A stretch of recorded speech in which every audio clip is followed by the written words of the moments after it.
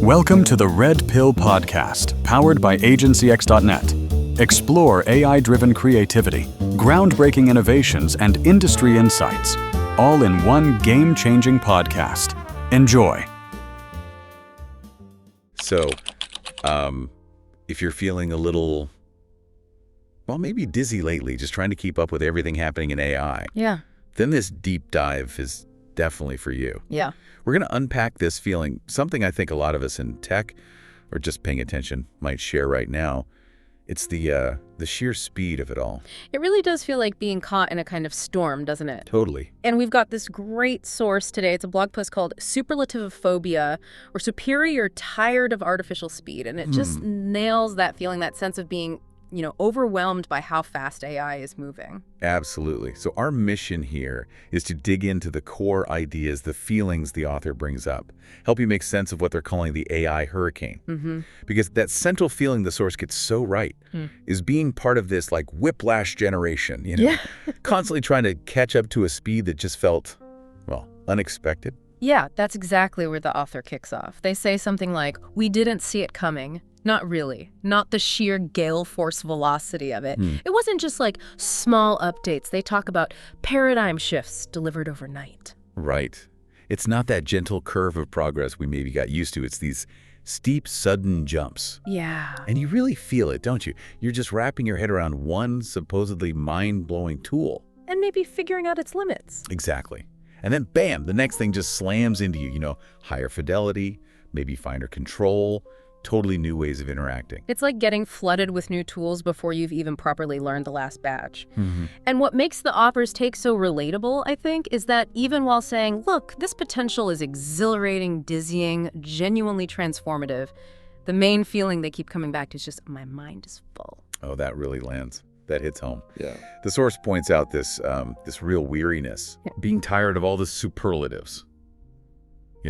Every single announcement is ultimate, revolutionary, unprecedented. Right. It's exhausting. It really is. It's that fatigue from the constant hype cycle that expects you to be amazed, like, all the time. Like you're supposed to live in a state of perpetual wow. Yeah. It's like being yelled at with exclamation points constantly. Exactly. And you do have to wonder, why does the tech world always reach for that kind of language? Is it purely marketing?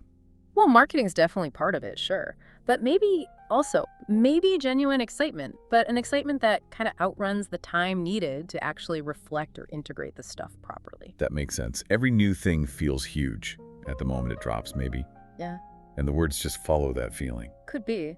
But the author really highlights the personal cost, of living in that constant state of mind blown. It takes a toll. It does. And if we zoom out a bit, the author gets that you can't just hit pause on progress itself.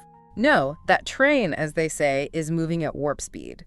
There's too much capital, too much curiosity, real breakthroughs happening. That whole engine isn't going to stop just for you. Right. So if you can't stop the train, what do you do? And that's where the author shifts to their own response. They say they plant my feet. Ah, okay. It's not about trying to halt everything, but making a conscious choice to stand the ground for a while, to check the balances. So the system won't pause, but an individual can choose to. Exactly. That's the key distinction. And it brings up a really important question the author digs into. Oh. Okay, what balances actually need checking right now? In the middle of all this speed, they lay out a kind of framework, starting with the balances of use cases. Yeah, this one's big. Is this flashy new AI thing actually solving a real problem? Right. Or is it just, like the author says, a shiny new hammer looking for a nail? And goodness knows we've seen a lot of those shiny hammers lately, haven't we? Oh, absolutely. And the author goes further. Does this new tech actually empower creators? Right. Or does it just add another layer of complexity? Something else you have to learn now. And what about the ethics?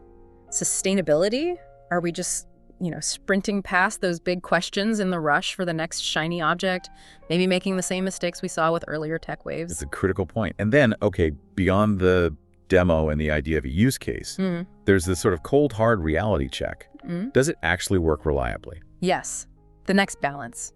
Balances of robust production value. Which is just crucial if you're actually trying to build something with this tech or rely on it. Totally. Is it genuinely robust? Yeah. Dependable? Or is it, a house of cards? Can you integrate it? Can you scale it? Can you maintain it without tearing your hair out?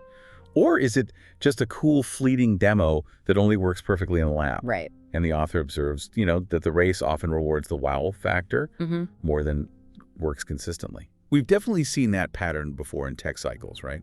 Where the initial novelty just overshadows basic stability.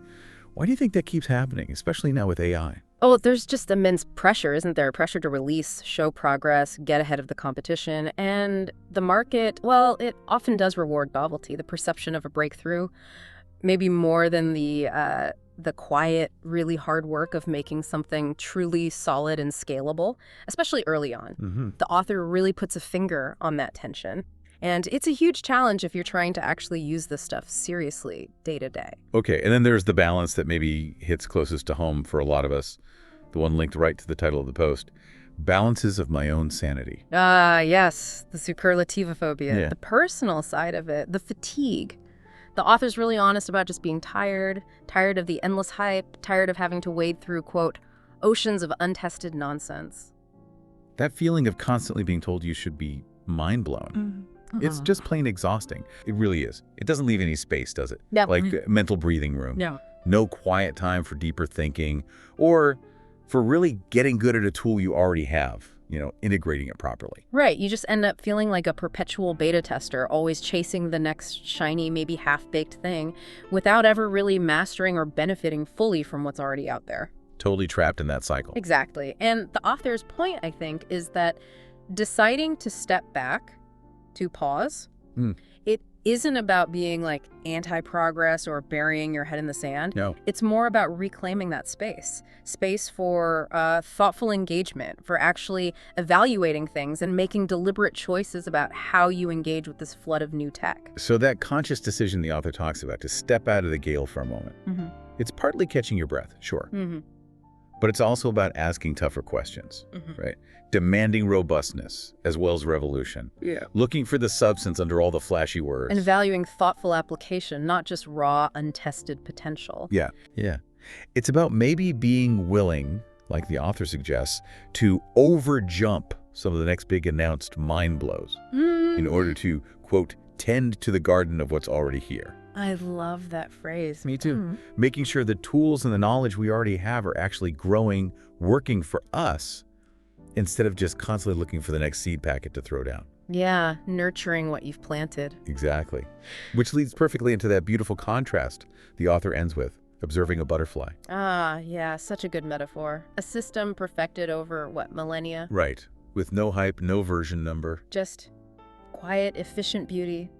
A perfect little system, just doing its thing, completely unconcerned with Moore's Law or the next funding round. It's such a powerful image to hold up against the frenzy of the AI race, isn't it? Definitely. The source uses it to remind us that, not everything needs to move at the speed of light to be profound.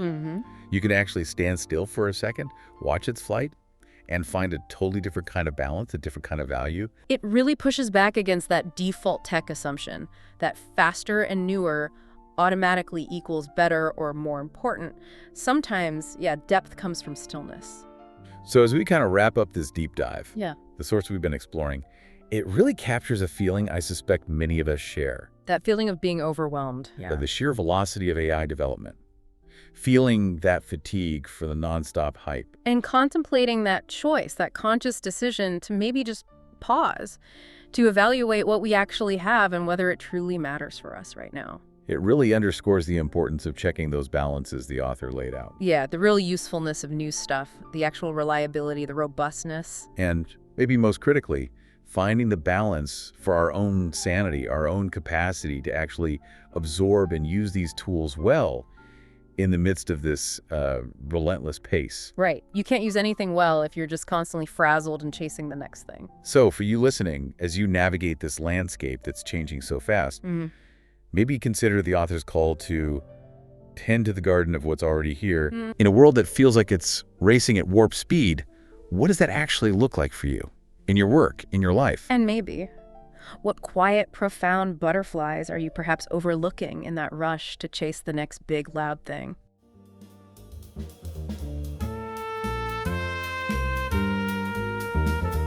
That's a wrap for this episode of the Red Pill Podcast. If you enjoyed diving deep into the future of AI and media, Make sure to follow and subscribe so you never miss an episode. Stay tuned. Bigger insights, bolder ideas, and game-changing discussions are coming your way. Sponsored by agencyx.net.